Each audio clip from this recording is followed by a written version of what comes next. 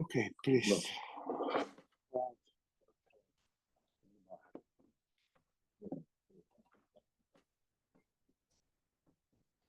I was saying to you before, people know. I was just saying to you before is that people I hear this very often now. There's no eruv. That a human being, you can carry a human being because a human being carries themselves. Yes. In actual fact, halachically, it's incorrect. It is true that a human being who has self-mobility, in other words, according to most authorities, anyone who can, from the age of walking and up, so not a newborn baby, but a 1-year-old or a toddler, the halacha says that carrying them is not forbidden min Torah, but only rabbinically forbidden. So what often people get confused about is they're aware that if someone was in the street on Shabbos and there's no eruv and they have a 2-year-old or a 2.5 or 3-year-old and they're making a fuss to move and they don't want to go anywhere, then there is, under certain conditions, a leniency to transport the child by carrying the child.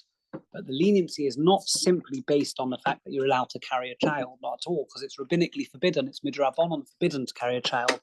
And that's a halach in Shulchan Aruch. It's based on the combination of factors.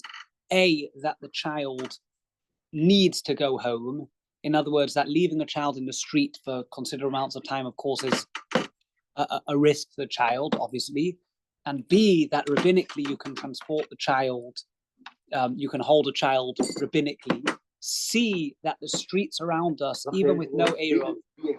B is that a human being, and that was the point I was trying to make before. People often say this thing, I've heard it now the last few weeks over and over again. They say, you can carry a child when there's no eruv. Because there's this expression in halacha, in the Gemara, chai noises atzmo, a human being who's alive carries themselves. Now, it's an interesting idea, this, a chai noises atzmo. It is actually true that, technically speaking, when one carries a living person, because the living person can adjust their center of gravity and their weight, it's somewhat easier to carry a living person than, God forbid, a dead body. And that's why dead bodies always feel heavier than a living person. But it doesn't make it actually permitted totally. It only downgrades it from being forbidden min Torah to only rabbinically forbidden, chai noises atzmo, this concept. So when a child is in the street and the parents can't get the child home, let's say it's getting late for argument's sake, or it's raining, or it's going to pose a health challenge to the child, then a combination of factors allows a certain manner of carrying. The combination would be to A, the fact that the child is only rabbinically forbidden to carry, not forbidden in Torah.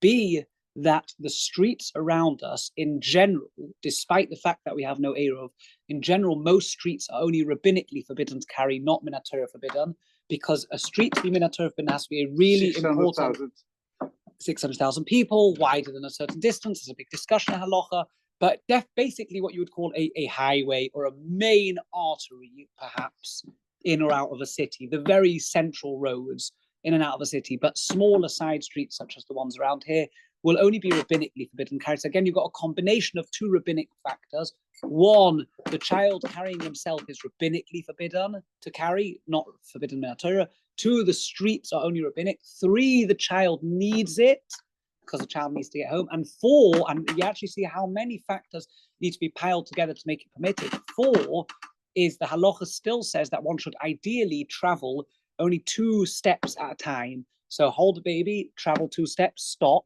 travel another 2 steps, stop, and travel another step, because min Torah, one's only not allowed to carry in a street 4 amos at a time, but 2 amos would again only be rabbinic. So we've literally combined multiple rabbinic conditions to make a way in which you can get the child home. So because people know of this concept without knowing the background to it, so they assume that you can carry children in the street because a child carries himself. The answer is you can, whenever you find a child who needs it. There is the option of carrying the child, but 2 steps at a time. And it's because of all those factors together. It's not technically because a child carries himself. Whereas in your case, my dear friend, with a wheelchair, it's much better because the halacha considers, imagine someone needs a stick people need a walking stick to walk with. The halacha considers the walking stick. Halacha considers the walking stick again. It's not all one size fits all. The halacha considers the walking stick as being an item, almost like an item of clothing of the person. Yeah, because the walking stick is needed for that person to walk, under the condition that the person use it at home. If you use that home as well, exactly. Whatever, then like a halichon. Right. These this behind you. A walker right behind you. Yeah. So right. So again, there would be the same thing. The walking stick is not just a stick. Any object that is needed, the person has very limited mobility without the object. So there is a discussion. What if someone can walk from the kitchen to the dining room at home, but no further? Then really they can't really walk far. It means that if there's two things close to each other, they can get from one to the other because they sort of like may lurch or walk slowly or very, very carefully. But if there's very limited mobility, and that's really the general rule, again, every case is ever limited mobility, and the person as a general rule needs this item to be able to move, then the item becomes, so to speak, a part of his clothing, as if, and it's not considered carrying. It's part of what he uses to walk everywhere. It's like it's as if it would be comparable to the case of a person with a prosthetic leg. A person with a prosthetic leg is an artificial prosthetic. Yeah, I understand the English. It would be comparable. The person has an artificial item that's a part of the body that he uses to walk. It would be comparable. So you don't even need to tie the walking stick to your arm or tie the walker to your arm. If the person has very limited mobility, then the stick and the walker or the wheelchair becomes part of his clothing. So there it would be even better. It's not just a combination of factors. It's a part of you.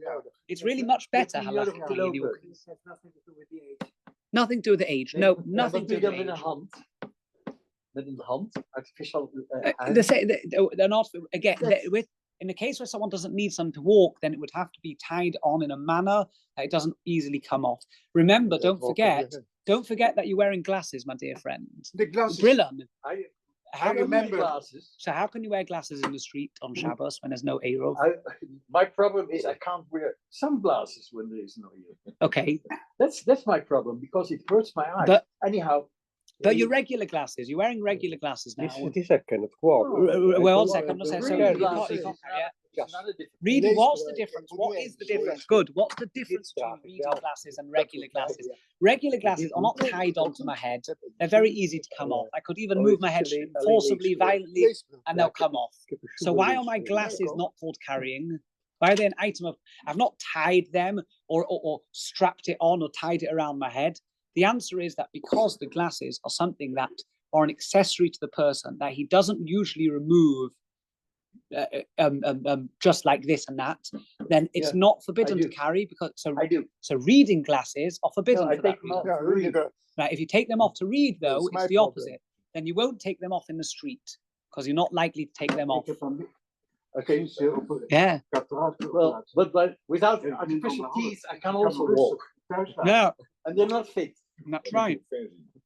And artificial limb. Absolutely, it's fine. But because anything that you becomes part of your daily experience and is necessary, and you won't take off. Daily experience is outside of your home or outside. Anyway, anything that becomes part of you. No. Because I could make it more clear if you'd like. Yeah.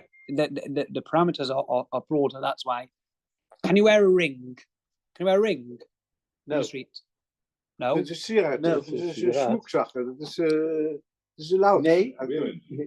Okay, women. Can women? Okay, so let's go to women then. Watch will get to. Can women are wear? not allowed in the street anyhow. Women aren't allowed in the street anyhow. With a burqa, that's it. Yeah, that was one of the old takanot of the Portuguese community, maybe. But you know that the Rambam says, Maimonides says in Mishnah Torah, and I don't say I'm recorded. I mean, he said it. He was recorded. He recorded it himself. But in the times of the Rambam, it was less common for women. Obviously, probably as well in Arab countries, it was less common for women to wander around in the streets. So the Rambam is very lenient. Very lenient. He says that a woman is not a prisoner. He writes these words in Mishnah Torah. Says a woman isn't a prisoner, a wife isn't a prisoner. She should be allowed out to visit her friends or her parents or to go to a wedding or, God forbid, a shiva, he says.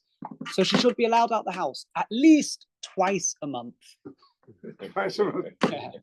Uh-huh. It's a Rambam. Veel te veel. Yeah, you're being recorded. You're being recorded. Yeah, you're being recorded here. It goes online and it'll be all over the internet soon. So no, but the point is that that a ring. Can a woman wear a ring? Can a woman wear a ring in the street? Can a woman wear a ring? Can a woman wear jewelry? Can a person wear a necklace, a bracelet? Can you wear all these things when there's no Eruv? The answer is yes. However, yes, there was a rabbinic minatora, yes, because any item that's the normal way to adorn the body is like clothing. In the same way that you can wear 20 shirts, there's no problem, and you could wear another 10 coats on top, and you could wear 5 hats. Any item that adorns the body is an item of clothing. However, once upon a time, no longer today, the Ramah already says that this is no longer the applicable halacha. Once upon a time, there was a rabbinical concern that if you wear jewelry in the street, you may come to take the jewelry off and walk. That was the problem. The problem wasn't specifically that you can't wear jewelry.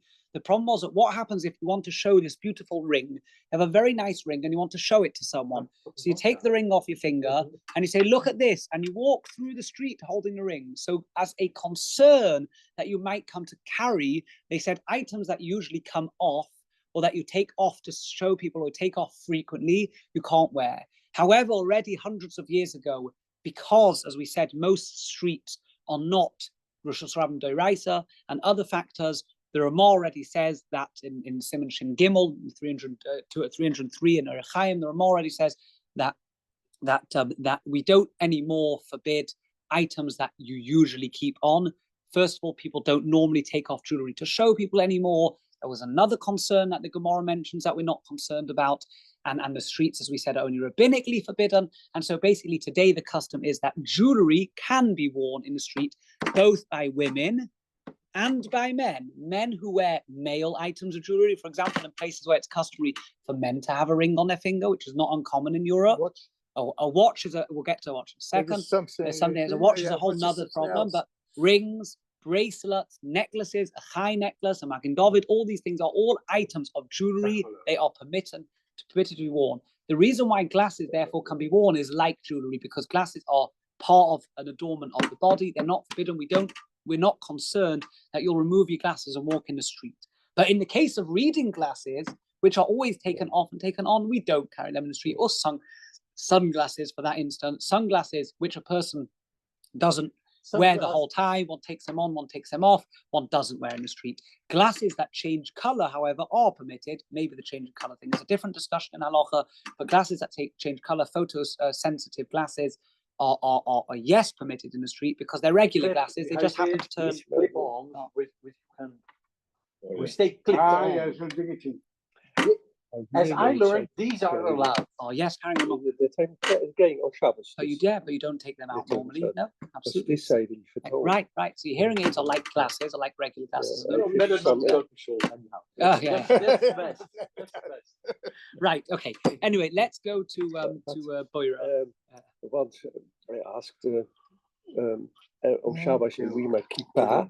Yeah. And the cap on it. So it's a double on Shabbos. So once I asked my brother-in-law, forgot his kippa, I asked, can I take 2 kippot with my hat or my cap? Ja, dat heeft hij net gezegd. Dat kan wel. Ja. 2 kippot en de hat. Je mag 5 hoeden op elkaar doen. Dat mag ook. Die raaf staat van niet. There's a sometimes if I'm not mistaken, there might be a. I'm not mistaken. I'm not holding. That's not. My focus is Ned right he now. Said because it's more normal. A hat and a with kippa. So if I'm not mistaken, each one needs to do more than the other. So a smaller one covered by a bigger one covered by a bigger one. Okay, interesting. All right. Sorry, we got into that because carrying and now there's no Eruv at the moment, but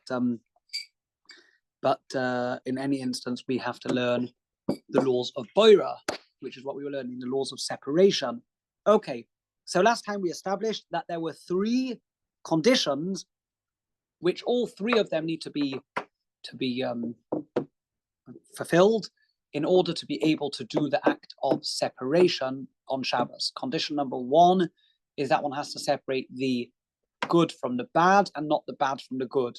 We spoke briefly about what that means, good from bad and bad from good. We said it's subjective, not objective. That means that if you have 2 items, one is wanted and one isn't wanted, you have a mixture of oranges and apples, and the oranges you want an orange, you want an apple, then you separate the orange from the apple and not vice versa. Even though both oranges and apples are good, they are objectively good. I mean, morally, I don't know, but at least in the terms of the function of the orange and apple, they are good. But so it's not objective, and that's true about any mixture of items. You take the one you want from the one you don't want. That's called good from bad. The second condition is that you need to take with your hand and not with an instrument that facilitates boira, not with an instrument that helps boira. The primary example of an instrument that helps separation is a sieve. A sieve? Yeah, sieve. Or a funnel. The Mishnah talks about a funnel is a cone-shaped item that has a spout at the bottom. Yeah.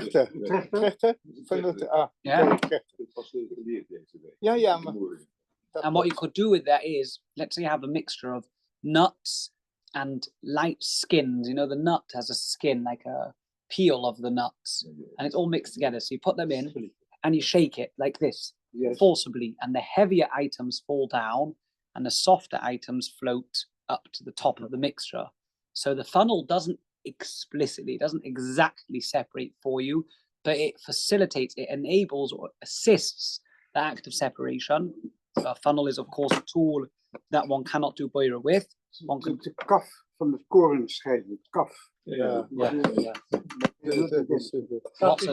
Someone to translate, what is it? Kaf is de schil. Yeah, the shaft, yeah. And the third condition, and we're going to now go back and analyze each one separately, but the third condition of boira is the condition that it has to be done samuch l'seuda, which means close to the time which it's going to be used or eaten, and not further away.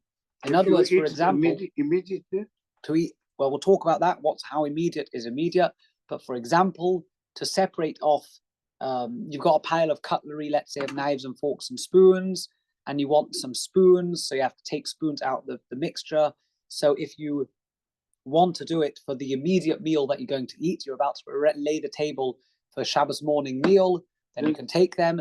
But if it's for later on in the day, or it's Friday night and you want to set the table for Shabbos morning and it's still a mixture, then you can't just take a spoon, even though you're taking the thing you want from the thing you don't want, even though you're taking it by hand, but it's not samuch l'seuda, it's not close to the time that you're going to use the item.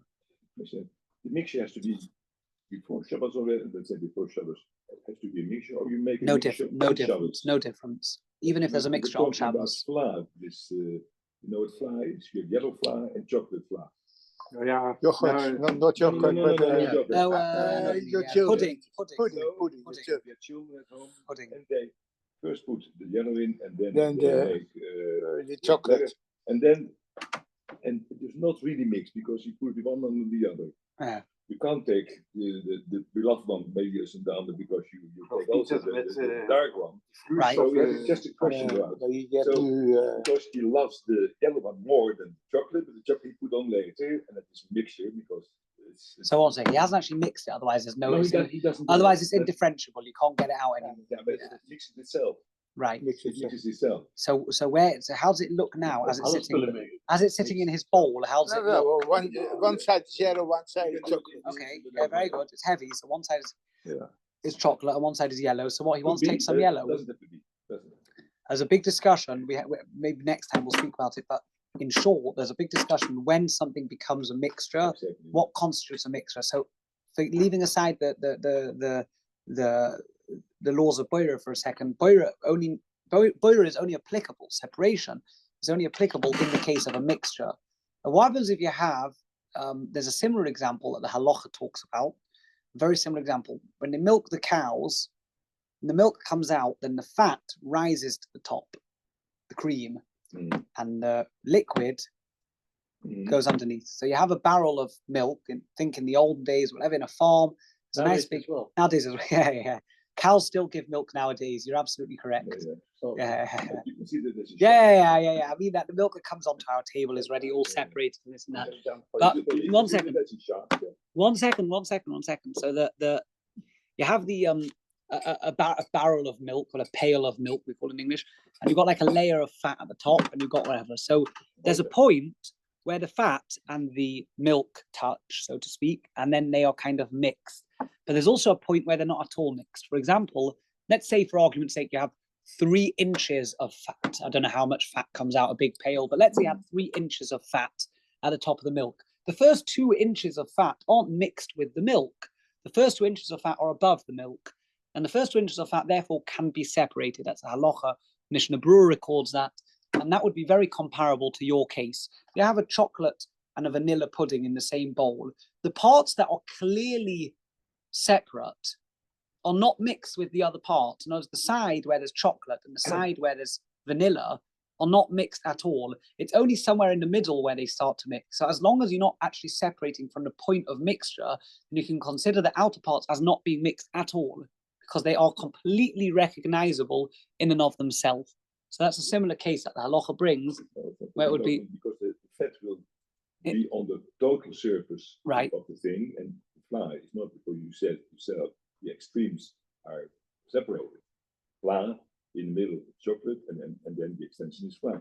So it's not the same as with. It doesn't need to be the same. The point isn't that it covers. The point isn't that it covers the surface. That's not the point. The point is. You want to milk. The point is, it doesn't. Whichever one you want. The point is that there's no mixture at the part where it's not mixed. I'll go even further than that. There's a discussion in halacha, the proverbial fly in the soup, or rather, I'd say the not so proverbial fly in the soup. You know, the fly in the soup case that everyone knows. The fly. Waiter, there's a fly in my soup. Oh yes. And he says, "Don't shout, or everyone will want one." The mouse in the soup. You know, the mouse in the soup. That's what they say. Yeah, you know the fly in the soup, right? So, someone in history is recorded as being as having been killed for that kind of thing. But actually, not. No, he got his position back. The other guy was killed. The guy with the stone in the bread. I'm referring to the story of the butler and the baker in the prison with Joseph. Yeah. Okay, but either way, fine. Leave that aside. We could get sidetracked. There's a fly in the soup. There's discussion in halacha what you do about the fly in the soup. Remember that taking the fly from the soup would be taking bad from good. And that means that bad, and we said that you always need to fulfill 3 conditions. One is that you take good from bad, that you do it by hand, and that you do it close to the time of eating. Well, close to the time of eating you've got. By hand is, of course, possible. We'll talk about a spoon at a later stage. But the point is you're taking the bad from the good. There's a big discussion about it. Some authorities take it with some. Right. So what the solution, as my dear friend says, what the solution, as my dear friend says, is to take the fly together with some of the soup around it. Now, leave aside how a spoon works in terms of where we'll talk about a spoon, because I've said until now you need to do it by hand. We'll talk about a spoon. You take the spoon and you take the fly together with soup around the fly. Very nice. Now, how does that help? That's what the halacha says you can do. How does that actually help?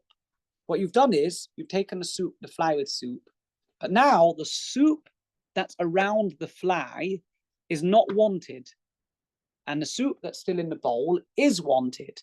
And I told you, gentlemen, before that it's not just about objectively being bad or good, it's subjectively bad and good. In other words, the thing that you want is good, and the thing that you don't want is not good. And if that's true, then when I now take some soup with the fly, I don't want the soup that's very close to the fly. It obviously makes me feel a little bit disgusted. So I take a little bit of soup with the fly. I don't want that soup.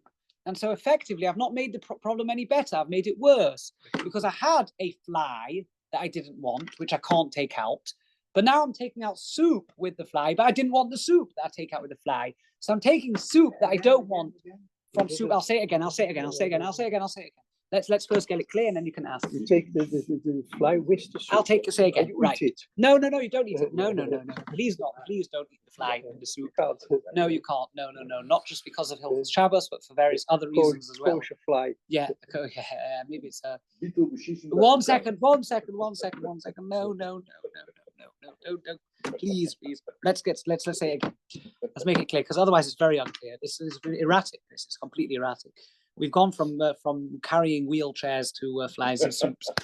Now, there is a fly in your bowl of soup. The fly and the soup could be said to be a mixture of fly and soup. There are opinions that say not. The Shulchan Aruch Harav says that only if you have several flies in the soup is it a mixture. Otherwise, it's just a fly in a soup. But you've got a fly in your soup, so you want to take the fly out of the soup. How are you going to take the fly out of the soup? If you remove just the fly, you are taking bad from good.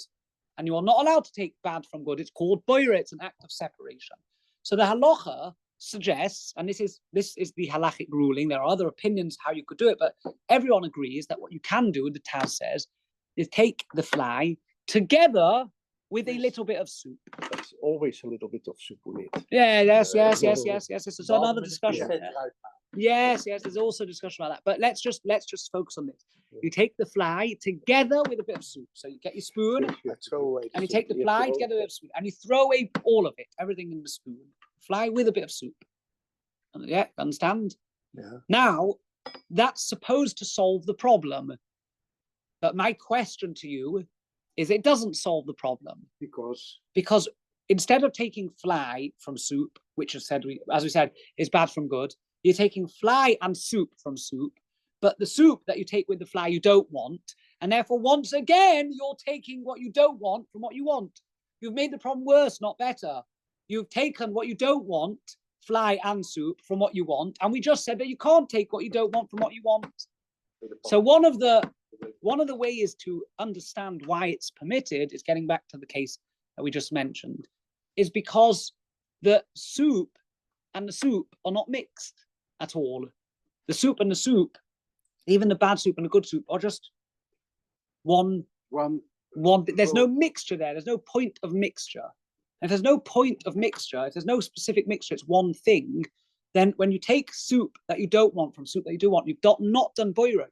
If I have a bowl of soup without a fly, minus the fly, and I take a spoonful of soup and I throw it in the bin, yeah, I've not done the act of separation because I'm not taking something from something else. I'm taking a part of something. We last time mentioned the comparable case of cutting an apple in half. Cutting an apple in half is not an act of separation, even if you don't want the half of the apple.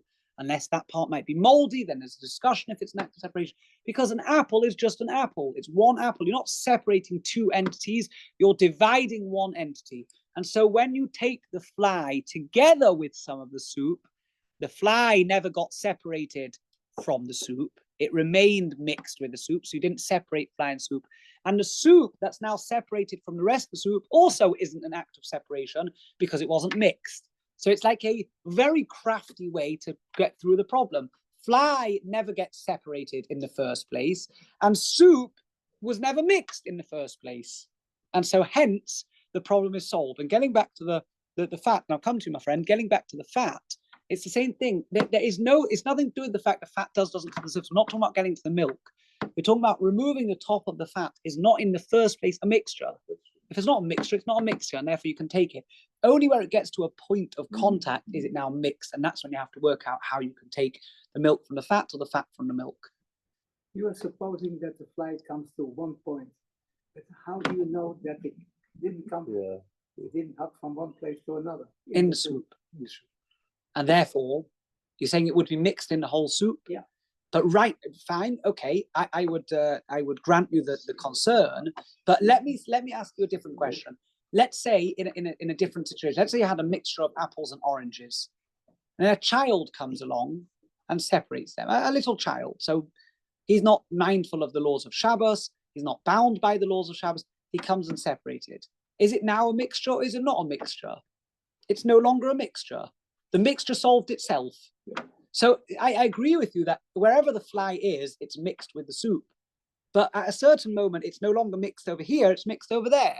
And then it's mixed over there. It's only mixed with a small amount of soup around it. And that was the point that I was saying before to you. It's mixed up, not with the entire bowl. It's hard to say a fly is a mixture with the whole bowl of soup and the fly. It's mixed in the area around it that it's difficult to separate it from. That's where the point of mixture is. The rest isn't a mixture. Imagine I have, again, a similar case. I have something lying on this piece of cake here, but the other cakes are completely free of it, right? So the mixture is here. The other cakes happen to be way away from the mixture. I can take this piece of cake away. It's got nothing to do with the mixture.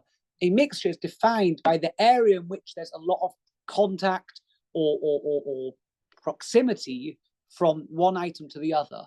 Where there's no contact and no proximity, there's no mixture, like the case that I mentioned before with the milk. The fat that's way above the surface of the milk isn't mixed with the milk. It's way above the surface of the milk. The fat that's lower down, that's connected to the surface of milk, is mixed with the milk. That's where there's a point of mixture. So if you have a swimmer in the Dead Sea. A swimmer in the Dead Sea, okay. And the good thing is the Dead Sea. The swimmer is also also the good. So, but it is, you consider it now as a mixture. A mixture because there's a fly, consider the human being as a fly, and you see as a soup. Right. So you want to take the swimmer out. So you have to take also something of the Dead Sea. No, but you're taking the good from the bad. No, I said the swimmer. No, he went in there because of the good of the sea. He didn't think about. No, but yeah, but 1 second. I'm not interested if he's good. And no, not morally or not ethically good. No, but his choice. It was but right now the separator. I mean, it's an interesting case. The separator wants the swimmer. It doesn't make a difference who's good and who's bad. The separater wants to get the swimmer. Yeah, so he doesn't have to take some. No. Because the flies, you don't want the fly. The man who separates does not want the fly. The person who separates wants the fly in the bin. He doesn't like the fly. He wants the absence of fly. No, but he's taking the swimmer because he wants the swimmer to be alive. He wants the swimmer to be. So why taking him out?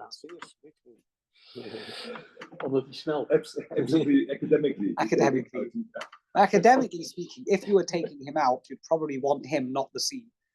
That's why you take him out. I don't know. Is it fair to say you'd want him? If you take a fish from the water, you want the fish, not the water. You want the fish for a constructive purpose, whether it's to eat or to put in a fish bowl. You want the fish. The fly, you do not want the fly. You would have preferred, you want the absence of fly in soup. I understand. I don't know. Yeah, okay. All right, fine. So now, so we have the 3 conditions. Good. So we gave a few examples. We have the 3 conditions. Good from bad, as we said, manually by hand, and also do it close to the time of eating. Let's talk very quickly about one of the good from bad things. We mentioned it briefly last time, peeling. Peeling is a problem. Well, not yet a halachic problem, but peeling is a theoretical problem, because when you peel the orange or the banana or the apple or whatever it is, then you're taking away the bad from the good, the thing you don't want from the thing you do want. When you want to eat an orange, you take away the peel. You don't want the peel, you want the orange. So actually you're taking something bad from something good. So how can you peel an orange? So you could have said to me, maybe you could have suggested that the orange is one item and therefore the peel and the orange are considered one and it's not an act of separation. There were authorities who want to suggest similar kinds of things, but the Yerushalmi does say that technically speaking, the peel, because the peel is removable easily, or at least it sort of has its own kind of properties, it's inedible or less edible and the food is edible and so on and so forth. We don't look at it like just cutting an apple in half. We do look at it like a separate item, like a separate species, so to speak, that's grafted onto the thing you want. An apple or an orange? We'll talk about an apple in a minute. The peel of the apple is very thin, very stuck on. The peel of the apple you can eat. Yeah, and also.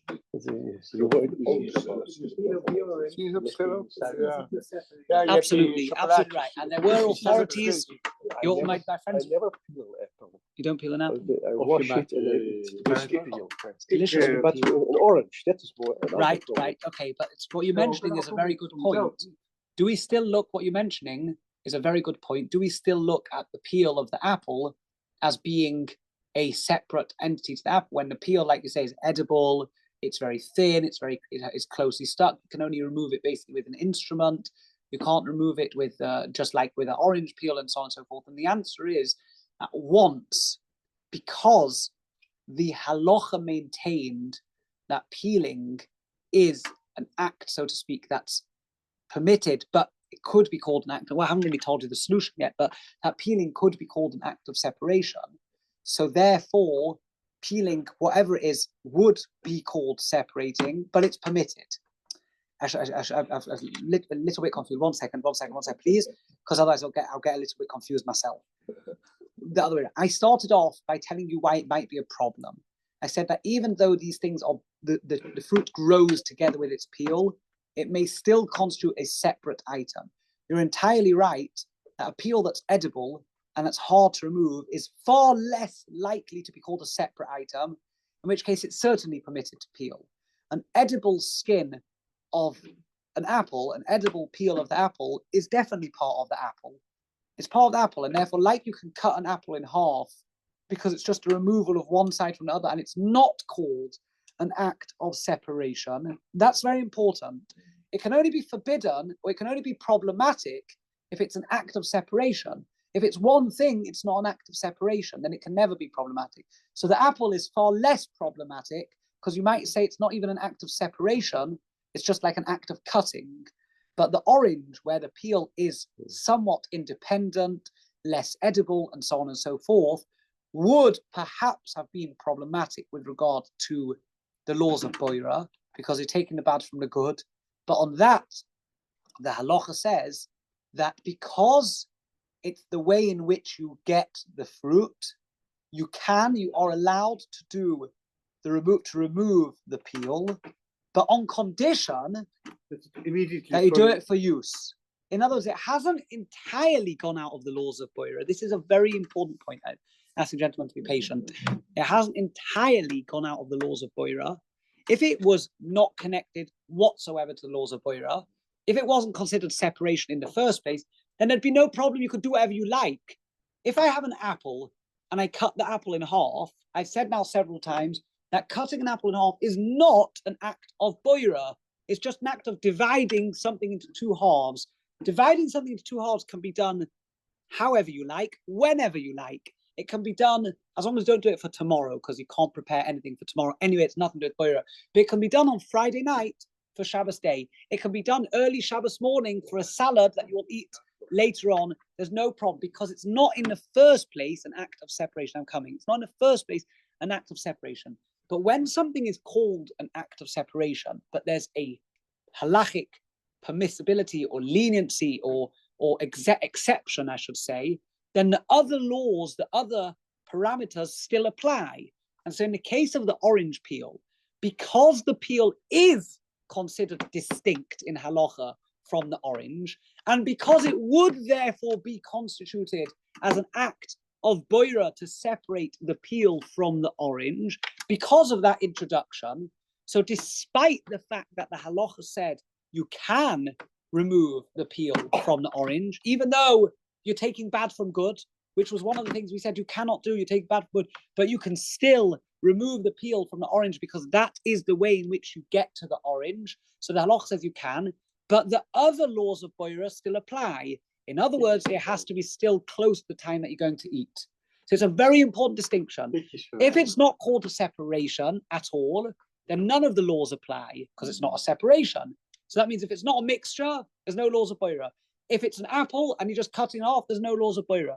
But once it's called a mixture of two objects, i.e. good and bad, then technically boira hasn't gone away. The laws still apply. There's an exception to the laws that because the normal way to eat an orange has to be or is normally through peeling, you can take the peel from the orange, which is, as we said, bad from good, which otherwise would have been forbidden. You can take the peel from the orange, but the other laws of boira still maintain themselves, still apply, i.e., in other words, you must do it close to the time of eating. And that's a very important distinction. Wait, we're going to go on because I've silenced so many people. Now we have a difference between man and animals. Well, go on. Wat bedoel je? For animals, I mean, it can't they eat the whole thing? So it's even better then. It would be even better. Then it's not even an act of separation. And it's just one. There'll just be one. Yeah, there'll just be one in that case. Yeah. Consider you have a body. Yeah. And this is my skin. Yeah. Is your skin like a skin of an orange? Skin myself like in an apple. Well, you're not allowed to scratch it. If I scratch it because I'm so itchy and I scratch it open, am I doing bore or am I not? Far worse. It's far worse. Not allowed to scratch. I'm not dying. You're not allowed to remove pieces of skin on Shabbos. You're not allowed. Not allowed to. Not because of boira. Because it's shaving. It's like shaving hair. Okay, so it's another. You can't remove skin from the body on Shabbos. You don't want to do it with boira. You do it. Yeah. And what were you saying? You're not allowed to peel an orange Friday to eat it Shabbos morning. Exactly. For even though the orange is technically considered taking bad from good, which shouldn't be. You can peel the orange, but not for Shabbos. You have to do it near to the time of eating. Absolutely. So if you're preparing, we'll talk about near to the time of eating in a minute. The orange is no problem. 1 second. Now the halving the orange, not only is it no problem, the halving the orange is a academic challenge on what I just said. Why? Why is it an academic challenge? To halve an orange, of course, is no problem because like you can halve an apple. You're taking 2 parts of orange. An orange is not a mixture. An orange is an orange. It's not a mixture of orange with orange. It's orange, one orange. And we've said now many times, you can take orange itself is a mixture. An individual. It's a mixture of many things. Yeah. Absolutely. Picjes, absolutely. skin. Absolutely. Spelletjes tussenin. Absolutely. Yeah. And you can go onto a microscopic level and go even more detailed. No, but picjes is niet zo microscopic. Absolutely. You're absolutely right. You're absolutely right. The orange, the pips in the orange, or the pit in the apple, or we're going to talk about that in a minute. That's the next thing that will follow. But the orange, in the way it grows, is considered for human consumption as one edible mass, besides for the small pips in the middle, which we'll talk about in a minute, because that might be boira. Maybe taking them out is a problem. So the question is like this. The question is like this. I just told you all that the reason why you are allowed to take the peel of the orange from the orange is because that is the way to get to the fruit. Right? I told that? It's not entirely true. I've got an easier way to get to the fruit without, it's not necessarily easier, but on Shabbos, maybe this is what we should do. Rather than take the orange peel away, eat the orange like a grapefruit. Cut the orange in half and take out the flesh from the peel. And if you take the flesh from the peel, then you're taking good from bad. And then we solved all the problem. So why does the halacha allow me to remove the peel?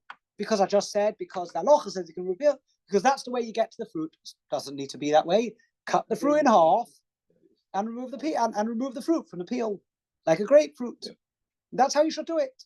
And then you've not got any issues. You're not taking the bad from the good. You're taking the good from the bad.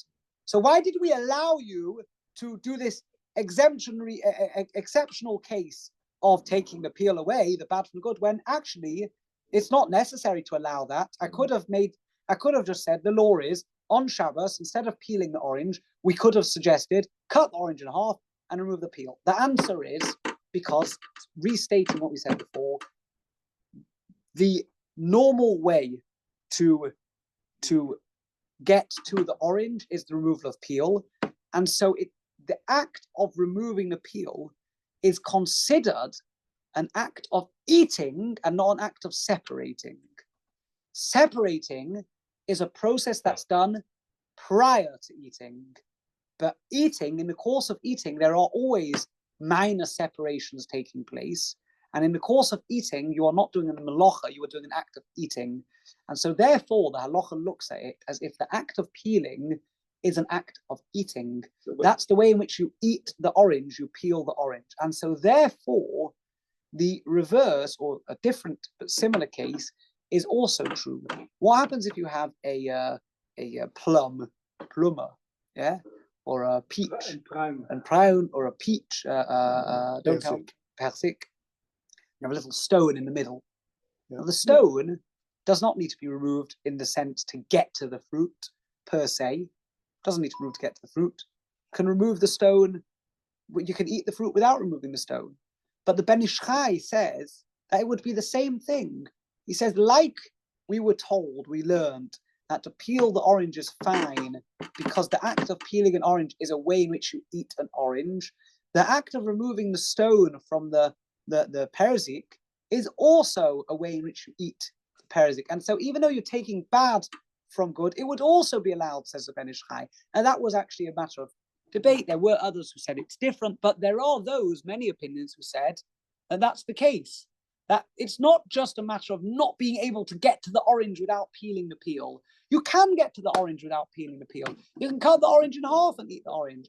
The point is it's a manner in which you eat rather than manner of separation. And if it's a way in which you eat, then you can equally do the same when the bad is in the inside of the fruit. You can remove the bad because that's called eating the fruit. Pressing orange. Pressing. No, pressing orange is different. So not allowed. No, dosh. Even not for immediate. No. So when you say the brocha, if you peel, that is considered eating, you say the brocha already? Or is it when you peel and then see the fruit and you say the brocha then? You don't say the bracha when you eat. Only say the bracha just before you're about to eat. But so you can saying peel, it's not, but you say it's like eating. In terms of the laws of bracha, it's a good question, but I would hesitate to say that the parameters of every subject in halacha have different parameters depending on what's the primary concern. So with a bracha, the main concern is that the bracha should be as close as possible to the enjoyment, not the act. The act isn't the point, it's the hana. You make a bracha when you benefit from something. It's not the act of eating, it's the benefit of eating. And that's why actually in halacha, the halacha says that you should, when on Shabbos, for example, anytime, it's not to do Shabbos, you make a bracha of hamoitzi and then you eat, or you make any bracha, you shouldn't talk until you've swallowed the first mouthful. Because there shouldn't be a separation between the bracha and the enjoyment. It's not just the act of eating, it's the general act of hana, benefit from the food, which we thank Hashem for giving us food that we benefit from, that we enjoy. And so in that case, it's different. The parameters will be different. The laws of Boira. Yeah, in some sense, yeah. Geslikt, I know. Friday night. I know that. Dat is something else. Dat is de enige wat je de brood eerst. Eerst brood, ja. Yeah. De mannen, vrouwen geloof But the enjoyment is when you have as well. Wij So, zeggen true, it's true. There are two kinds of enjoyment. Wij zeggen eerst de brood. Voor je aansteekt. And enjoyment, the satisfaction of feeling of swallowing the food.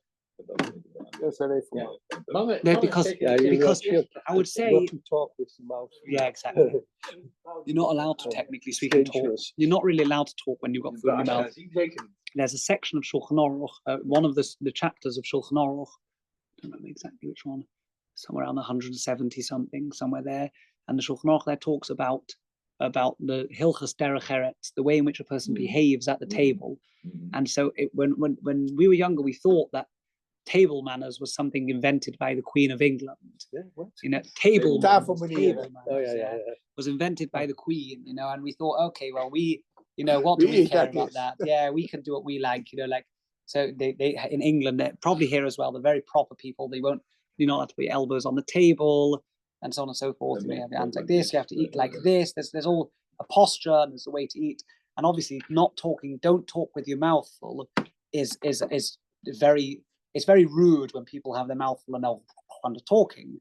But actually, long before the monarchy in England, despite the fact that the monarchy is more than 1,000 years old, and we're very proud of it, but long before the monarchy, there's a tractate, a minor tractate, because there are, as we know, many tractates of Mishnah, the Masechtas of Mishnah, and there's a few minor ones that are brises that are incorporated, not technically in the Mishnah, but the minor tractates. And one of them is called Maseches Derech Eretz, the tractate of manners, of good, decent behavior. And in Maseches Derech Eretz, it's brought, and the Gemara quotes it, and the Shulchan Aruch brings it, that you're not allowed to talk with your mouth full. And the reason why I don't talk with your mouth full, not just is because it's dangerous, it's harmful. Shemayaktim konel veshet, because while the windpipe is open, we know, of course, there's a danger of choking. When I was in yeshiva, anecdotally, I tell my Rosh Yeshiva, Psikoslevsky, he was busy saying over something, and he took a sip of his drink. He was very excited that he was sort of started talking, and he started coughing on the drink. And then he said, when he finished coughing and he cleared his throat, he said, Chazal were right. They were correct. You shouldn't talk with your mouth full. He was very excited about it. He said, we've proven Chazal correct. So, he did it to teach the lesson.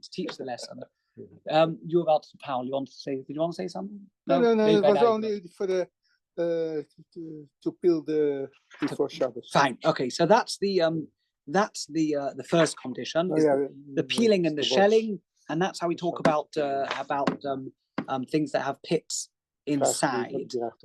Equally, same with fish, fish skin and chicken skin are like peels of an orange. Absolutely, well done. Exactly. Fish skin, chicken skin, they're all like peels of an orange. You can remove them because that's the way in which you eat. That's fine. What would be the case? One more little taste, and then we have to stop. What would be the case if a person is eating, and while the answer should by now be obvious, hopefully, but if a person's eating and in the course of eating, they really, let's say like the orange, you eat a piece of orange and there's a little orange pit in your mouth. Can you take the pit out your mouth? Again, you're taking the bad from the good. Or should you take it all out your mouth and separate? Exactly as we just said, the answer is yes, because it's an act of eating. Yeah.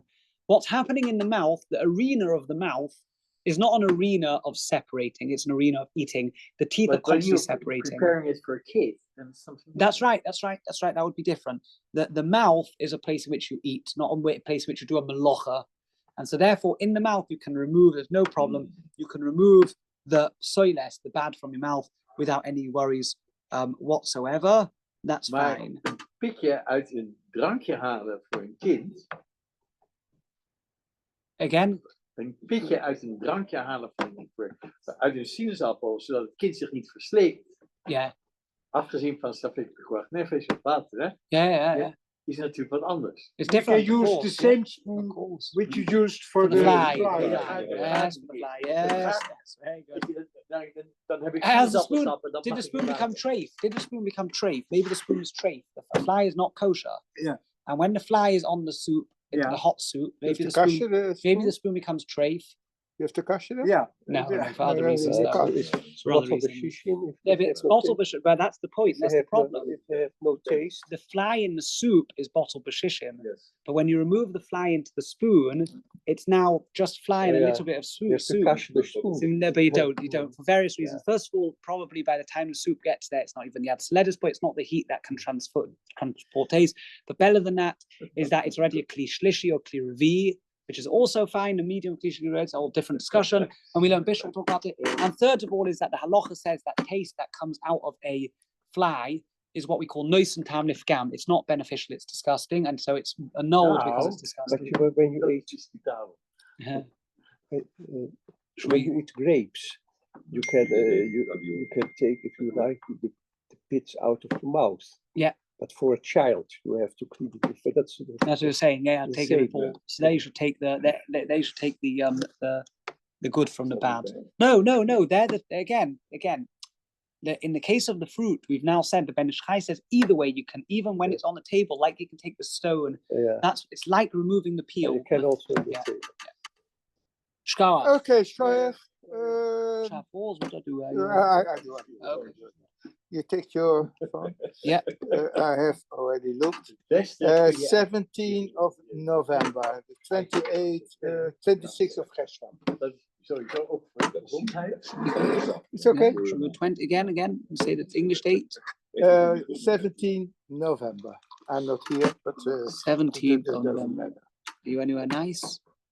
Yes, no, I'm in South America. Very nice. Very nice, yes. Don't get lost in the Amazon. No.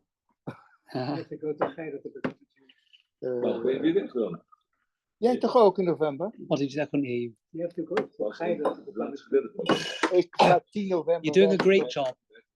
You're doing a great job. You're doing a good job. You don't need to go to Geiden to become a Jew.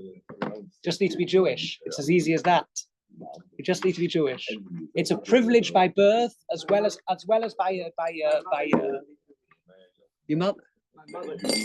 Right, well there you've got a direct membership access. It's even better. You honor the elitist caste of the Jewish people. I am just a humble Yisrael, I'm afraid. Right, shkoyach. Shkoyach. Take this. Is there a contradiction between a humble